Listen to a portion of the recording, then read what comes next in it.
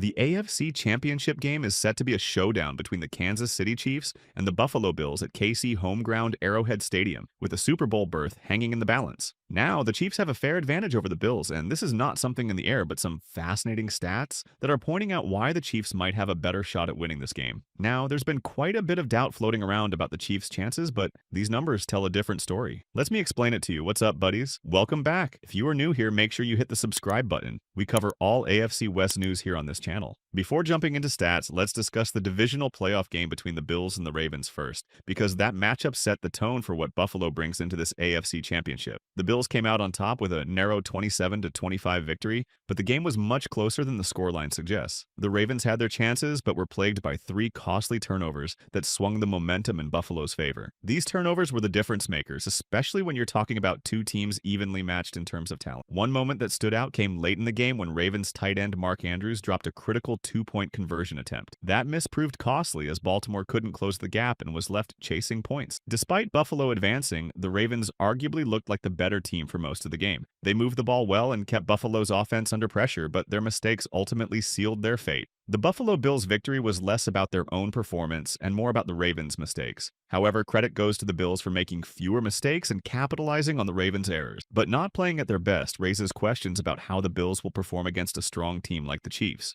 If we also analyze the Chiefs versus Texans match, it's clear that the Chiefs are a dominant team that wins because of their strong performance. Now, in my opinion, divisional playoff matches clearly show that Chiefs have a clear advantage over the Bills. But for your better understanding, let me show you some facts. The Chiefs have had the upper hand historically, beating the Bills in their last three playoff meetings during the Mahomes-Allen era. These two teams have built a rivalry in recent years, making each playoff encounter feel like a must-watch battle for AFC supremacy. The Chiefs' success in these high-stakes games has only added to the intensity of the matchup. The first of these meetings came in the 2020 AFC Championship game, Kirkus, where the Chiefs emerged victorious 38-24. It was a game where Patrick Mahomes showcased his trademark magic, leading the Chiefs to their first Super Bowl appearance in 50 years. Mahomes threw for over 300 yards and 3 touchdowns, cementing his place as one of the league's best quarterbacks. The following year, in the 2021 AFC Divisional Round, the Chiefs faced the Bills in a game that would go down as one of the greatest playoff games in NFL history. In a dramatic back-and-forth affair, the Chiefs won 42-36 in overtime. The game featured the iconic 13-second drive, where Mahomes led the Chiefs into field goal range in just over a minute, tying the game and forcing overtime. In the extra period, Travis Kelce caught a walk-off touchdown, securing the Chiefs' place in the AFC Championship once again. In the most recent playoff meeting, the 2023 AFC Divisional Round, the Chiefs defeated the Bills 27-24.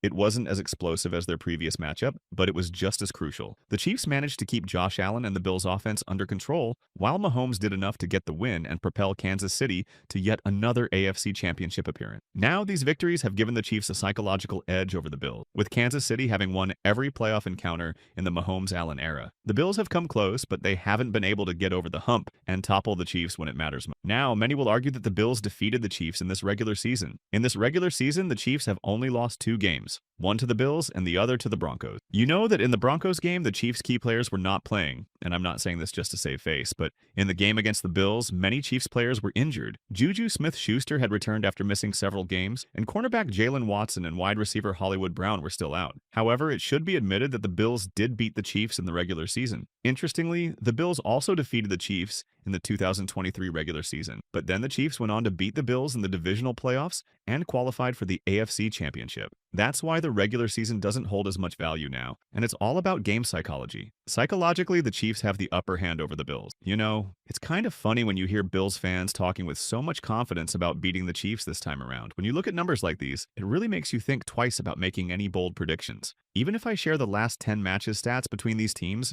and honestly, you couldn't script this any better. Both teams have split these games right down the middle, up 5 wins each. But here's what's absolutely wild. They've both scored exactly 251 points and given up exactly 251 points in those games. Talk about evenly matched. So here the Bills also don't have an advantage over the Chiefs. Now let me show you why the Chiefs are a better team than the Bills. Since Week 12, the NFL has seen 280 turnovers across all teams, and how many of those belong to the Chiefs? 0. That's right, absolutely none. We're talking about 8 straight games without a single turnover, which is actually the longest streak of any team in the Super Bowl era, including playoff games. And the Bills' last game against the Ravens coughed up the ball 3 times, and the Bills barely squeaked by with a 2-point win. In playoff football, these margins are razor thin. One turnover can be the difference between heading to the Super Bowl or heading home. That's why this turnover streak by the Chiefs is such a huge deal. Foolish to think they're going to start making mistakes now. They know exactly what's at stake. One turnover, maybe two, could be the difference in this game. But based on what we've seen, there's no reason to expect sloppy football from this group. Now, I keep hearing all this talk about Buffalo being a team of destiny with this unstoppable offense, and a defense that's supposedly getting better every week. And there's this narrative going around that injuries didn't matter in their first matchup this season. Let me tell you something. That couldn't be further from the truth. Here's why.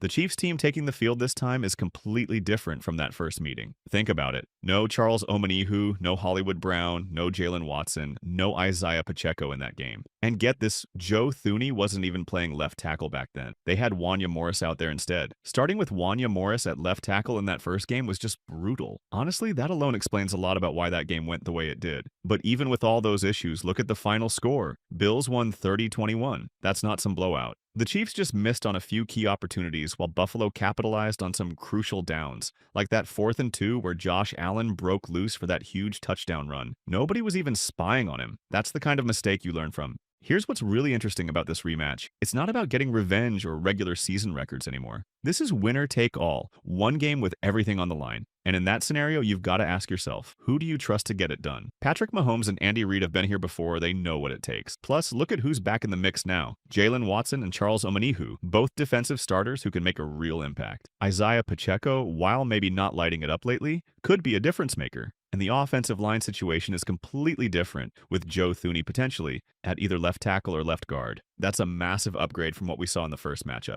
The timing is everything in the playoffs, and the Chiefs are getting healthy at exactly the right moment. Meanwhile, Buffalo's dealing with some key injuries on defense. Their starting safety, Taylor Rapp, is day-to-day, and they've got this mystery situation with Matt Milano, who went down in those final plays against the Ravens. Bills are being pretty tight-lipped about that injury, which tells you something might be up there. Looking at that Texans game, something really interesting happened. Xavier Worthy was the only receiver catching passes. No Hollywood Brown, no DeAndre Hopkins, no Juju Smith-Schuster.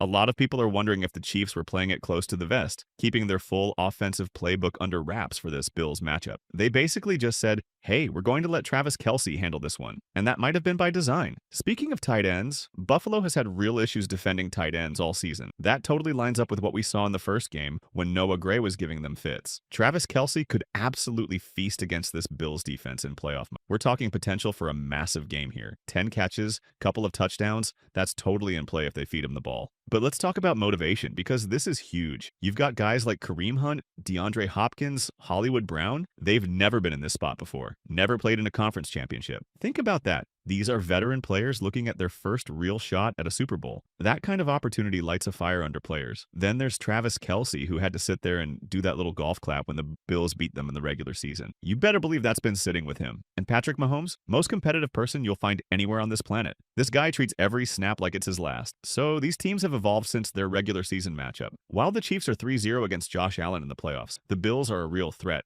with Allen making a strong case for MVP. This game will be a big test for the Chiefs, but with Andy Reid's offense and Steve Spagnuolo's defense, they have a solid chance. Allen is tough to shut down, but the key is limiting him, especially by keeping the ball away from him in the final minutes. In the Bills-Ravens game, Allen didn't need to be a hero with James Cook dominating the ground, but against the Chiefs, Allen will need to make big throws. The Chiefs' defense must focus on covering the middle, where the Bills' pass catchers like Khalil Shakir and Dalton Kincaid will look to make plays. This game is much closer than the national media suggests, and it will likely come down to turnovers and clutch plays. In those moments, I trust Patrick Mahomes. With everything on the line, this could be a classic matchup. So, with all the stakes on the table, what do you think? Here's a couple of questions for you. Do you think the Bills' last win over the Ravens was luck or hard work? And will Josh Allen rise to the occasion and finally get past the Chiefs? Or will Mahomes and Reid continue their playoff dominance over Buffalo? And what is your score prediction for this match? Let me know your thoughts in the comments below. This is going to be one for the history books.